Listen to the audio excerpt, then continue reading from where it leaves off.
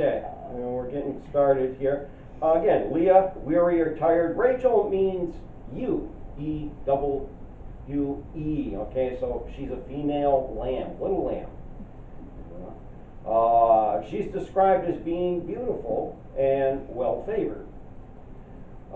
We don't get physical descriptions of either Zilpah or Bilah.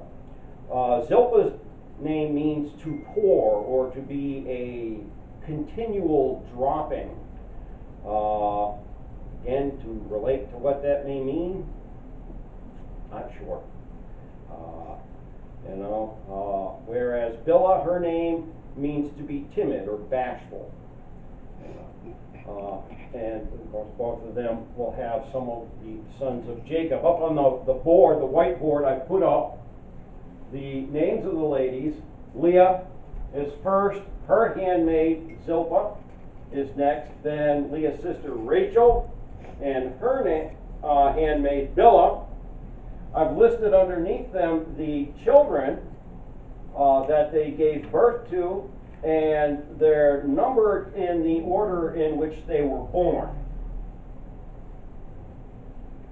So, Reuben is the first, Simeon, Levi, Judah, those are the first four. And she stops having children at that point. Rachel, not having children, she's upset. So she decides to give Bilah to Jacob as a wife, a concubine. Okay, she gives birth to number 5 and 6, Gad and Asher. Well, Leah isn't bearing any more children, so she decides to follow suit and gives Zilpah to Jacob, and that brings 7 and 8, which is Dan and Naphtali.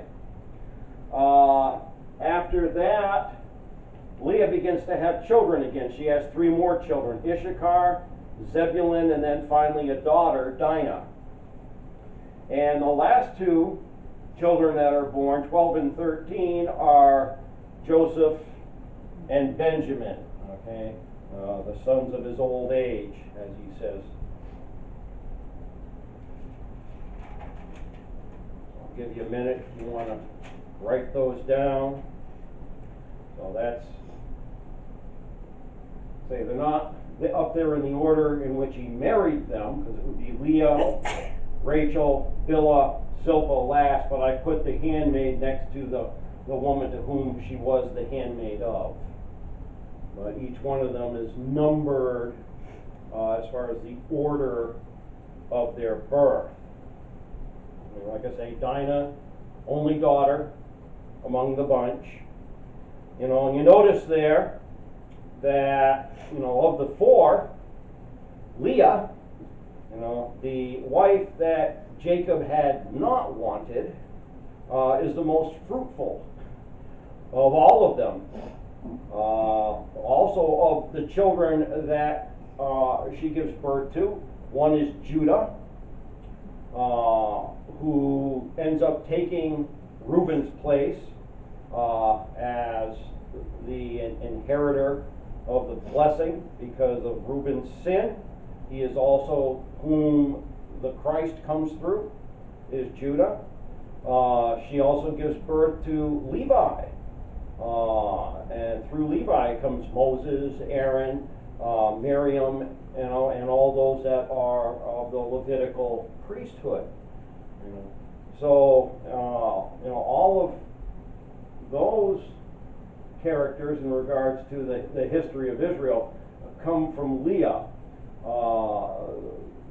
2 other that we read about a lot in the Bible would be Joseph and Benjamin, primarily Joseph. We read quite a bit about Joseph, who is one of the great types of Jesus Christ in the Bible.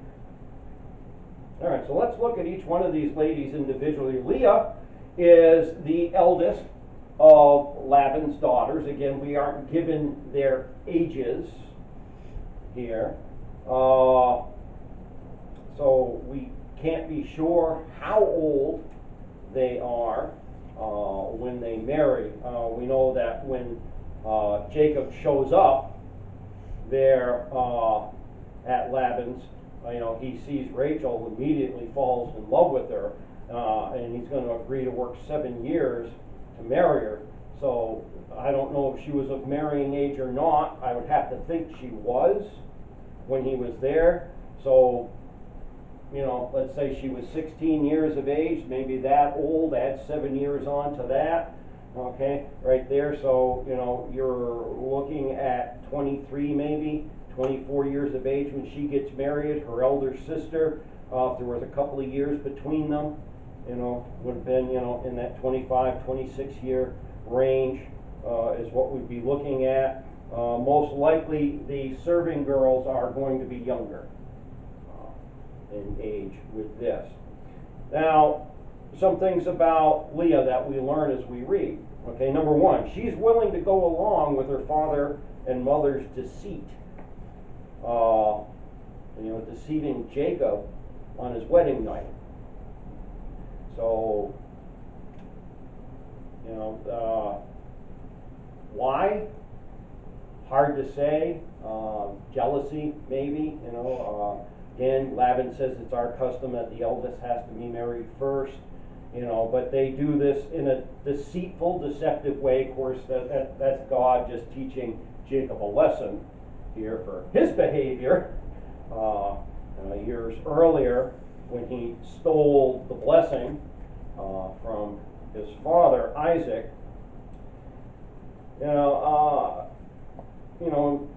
because of this, though, even though Jacob fulfills his responsibilities as a husband to her, Jacob does not love and appreciate his wife Leah. Not until later in life we find his attitude towards her changes. In fact, Leah, when she dies, is the only one of his wives who is buried in the family burial plot there in the land of Canaan. When Jacob dies, they take him there and bury, but he buries her there. That's where Abraham and Sarah are buried. That is where Isaac and Rebekah are buried, and that is where Jacob is going to be buried, and his wife Leah is already there. Rachel ends up being buried in Bethlehem, and it does not say anything about where Zilpah and Bilah end up being buried. Now, Leah is obviously very afflicted by Joseph's obvious disdain of her, and she continually hopes that by her bearing him children, she's 6 sons and a daughter, that eventually his heart will change, and it does. It takes a while. Jacob is a real tough nut to crack. God has to work on him really hard for a long time to get through to him. But eventually that does change for her, and she holds out for that all of her life. But also because of this, Leah and her sister Rachel are adversarial with each other, and they are constantly in competition with each other, primarily for the attentions of their husband. That's got to make for an awful lot of difficult and bitter days and nights, because they were that way to the end with each one of them. Now again, when Leah ceases getting pregnant and having children, she follows suit with what her sister had already done, using Rachel's tactic, because again, she's feuding with her sister, so she's got to stay ahead. Got to have the baby count up there on the tote board. So she ends up giving Zilpah to Jacob. Zilpah becomes his 4th wife, his concubine, as they refer to it. A concubine basically is, a second wife, has a different position of, what's a good way to put it, honor in the family. But she later with her prayers, God blesses her. She returns to having children. Again, she produces 3 more children there, one of which is Dinah. So that's pretty much everything that gets said, in a nutshell about Leah. Rachel is the younger of the 2 girls. It's she to whom Jacob first encounters when he comes back to Padan Aram, and he meets her there at the community well, where she's brought down the family's flock of sheep and goats to be watered. And they have an agreement there that nobody gets to water, ahead of anybody else. We wait till everybody's here, then, so, Jacob goes, he rolls the stone off there and waters his uncle's flock for him, and then, Rachel goes back and tells her father Laban what's going on, and, the whole process begins from there. But when he meets this young woman, her physical beauty, immediately, he becomes very enamored, with the young lady. So much so, as I said, that he's willing to make an offer, to commit himself to 7 years of taking care of his uncle Laban's sheep in the fields to be able to marry her. And now, eventually the wedding night comes along, and no doubt, I can't see there had to be any other way of it.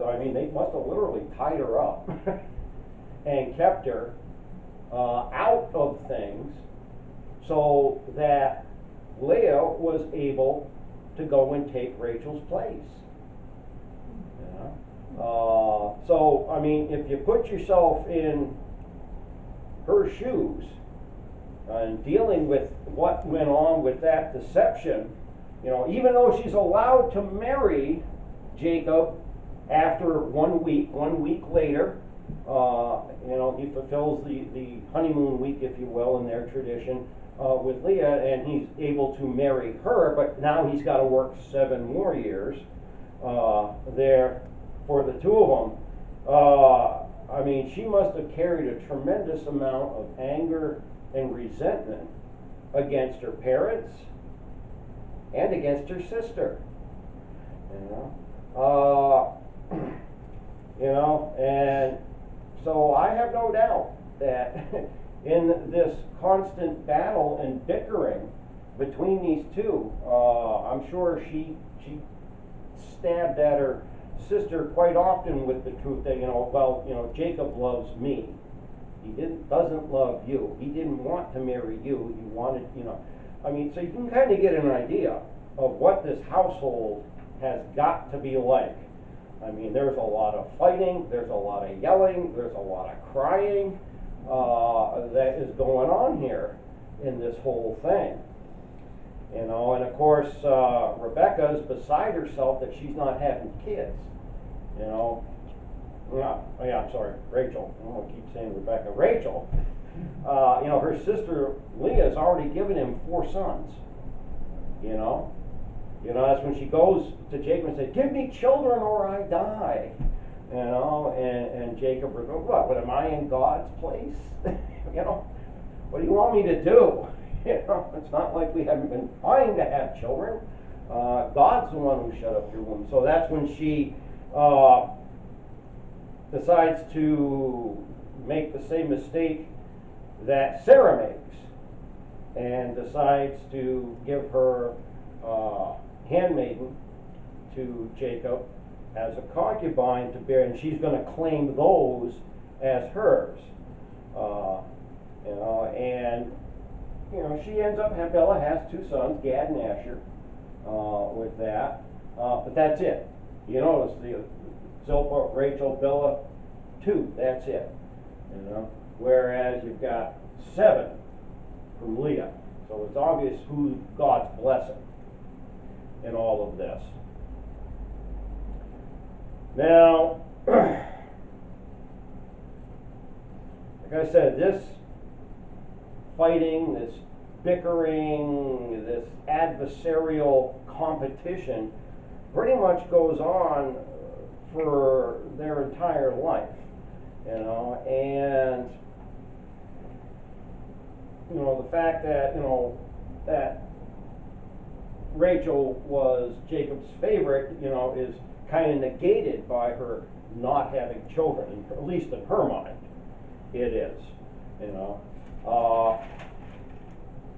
Now, another thing we learn about Rachel later on, after Jacob's ready to head back home to Canaan, they leave, Rachel steals her father Laban's religious idols and hides them in, they call it the camel's furniture. You really can't call it a saddle. You can't saddle a camel. But it's this rig that's set up for you to sit in front of the hump of the camel. And for families, they actually have this thing that kind of goes on like what they call panniers that you use on a donkey or a mule or something, where it's got something on each side to create some support, and it would have this. It looked like this giant floating ball with legs out in the desert on with this camel. That's where they put the wives and children into this thing. So we learn here that, even though no doubt Jacob has been telling them all along, and they should already be aware of God, because that's why the Lord's been sending Isaac and Jacob back to the hometown in Mesopotamia to get wise, because these are the people, the Hebrews, are supposed to be followers of the living God. Well, apparently somewhere along the line, Laban has decided to dabble in false religion, and it's affected his daughter Rachel. She steals those idols to take with her, So again, we see some more of her character. Not only is she, an obvious idol worshiper, but she's a thief. Besides, she lies to her father about it when he comes looking for his stuff, and of course Jacob has no idea that they have it. He doesn't find out till later, and he makes people take all their idols and things and stuff and bury them under an oak tree, and near where Rebecca's nurse dies. I forget where that is, north of Jerusalem. But eventually the Lord does answer Rachel's prayers, and she does bear Jacob's last two children, which are Joseph and Benjamin. Now, Rachel has a difficult birth with Benjamin, and she dies almost immediately after giving birth to the boy, and she names him Ben-Anoi. Okay, Ben meaning son, Ben-Anoi, which means son of my sorrow. Jacob changes his name to Benjamin, okay, which means son of my right hand. So in that sense, he is a type there of Christ. He sits on the right hand of God the Father. Now this happens when he is on his way to Ephrath, and they're passing through Bethlehem at that time, and so Jacob buries Rachel there in Bethlehem, and he erects a memorial pillar there that was there for, as a memorial for her for a very long time. It's gone now. Nobody's sure exactly where that spot is. There is a whatever you want to call it, some kind of a little chapel thing, whatever, there in an area north of Bethlehem that they claim is the spot, but nobody that really looks into and studies it believes that is the place. But no doubt that pillar got destroyed when Nebuchadnezzar came into Judah. They destroyed an awful lot there, and that's probably what happened. So that location has been lost, as has the location of where Jacob and Leah were buried. Not a whole lot gets said in the scriptures about Zilpah and Bilah. And we do find out at one point that Reuben, who's Leah's firstborn, ends up sleeping with, having an affair with Bilah, his father's third wife. That's in Genesis 35:22. It costs Reuben the birthright and the blessing of the firstborn.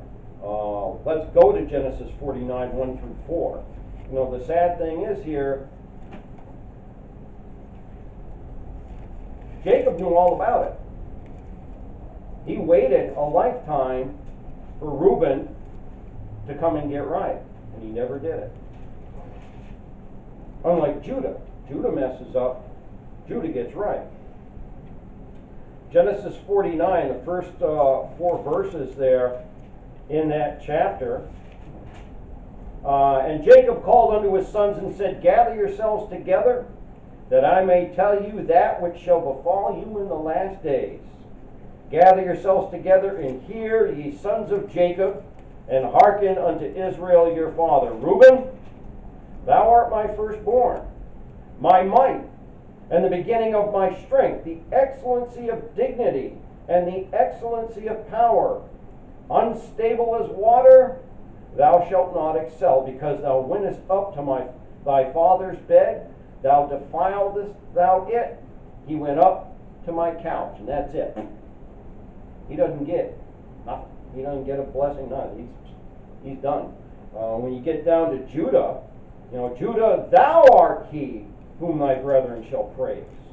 Thy hand shall be in the neck of thine enemies. Thy father's children shall bow down before thee.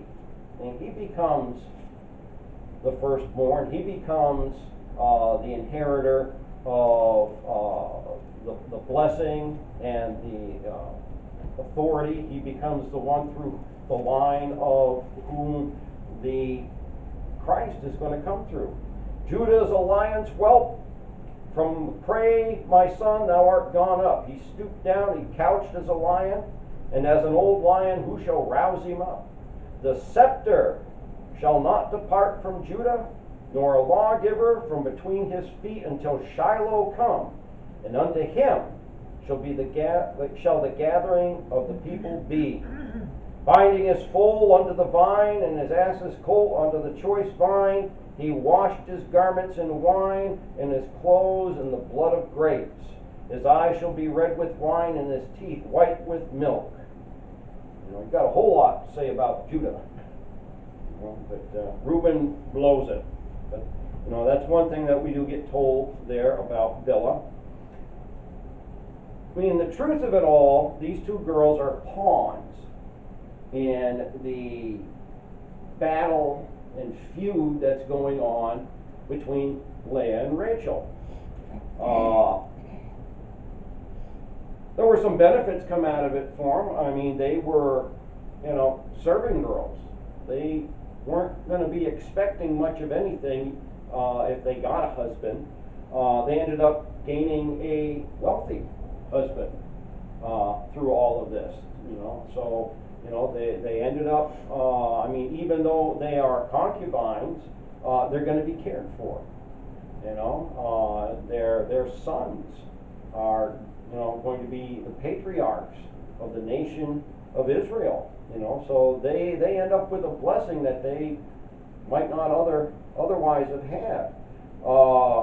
Now, none of Jacob's wives live long enough to travel into Egypt. If you go into Genesis chapter 46, where it lists the people that traveled into Egypt with Jacob after Joseph calls him there, they mention, who the children, who their mother was, but they don't list the mother as one of the ones that comes in. Now, at this time in Genesis 46, both Leah and Rachel had passed away, and been dead for several years. And you don't have Bilah and Zilpah being counted in the number there of those that came in with them. So none of them went with Jacob into Egypt. He was a complete widower at this point in time. All 4 of his wives had passed away. Now, these 4 women, the wives of Jacob, the mothers of the 12 patriarchs, do leave us, though, as we look at their lives and consider so much else that's written in the Bible as far as the precepts and laws and commandments of God, we can learn some things here about them. Number 1, the Lord must stay first in anyone's life. To not do so is only going to lead to sin and trouble. Okay? And we see that happen in the lives of at least 3 of them. Leah agrees to go along with the deception. We have Rachel stealing and lying to her father. And we have Bilah committing adultery.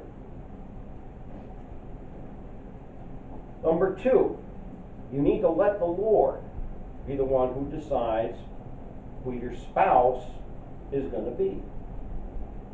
Okay? Jacob acted on a physical impulse. He didn't pray and ask about, who you want to be my wife, Lord.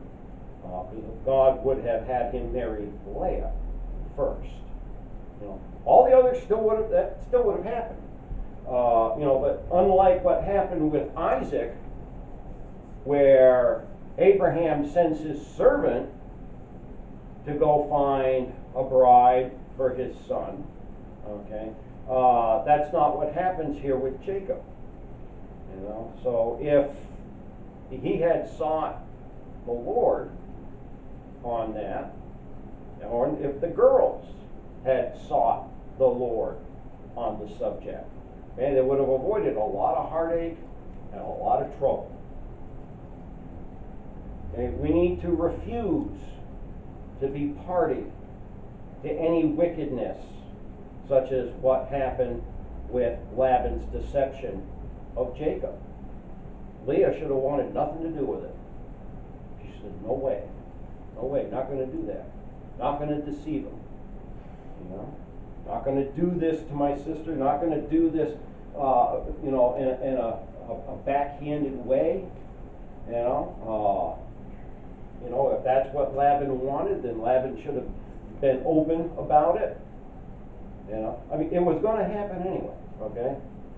Jacob's still going to marry Leah. Leah's still going this is going to all happen. It's just like when we talk about the story about David and Bathsheba, okay?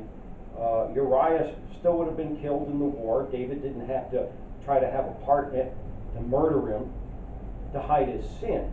Okay? David still would have married Bathsheba because Solomon had to be born. Love your enemies. Even if it's a sibling. How many people have had fights and battles with your siblings? And in most cases, it's yeah, we're fighting today, we're okay tomorrow, kind of a thing. But they spent the rest of their lives, fighting with each other and making each other's lives miserable. We're taught we're supposed to forgive people for the wrongs that they do against us. Grudges, feuds,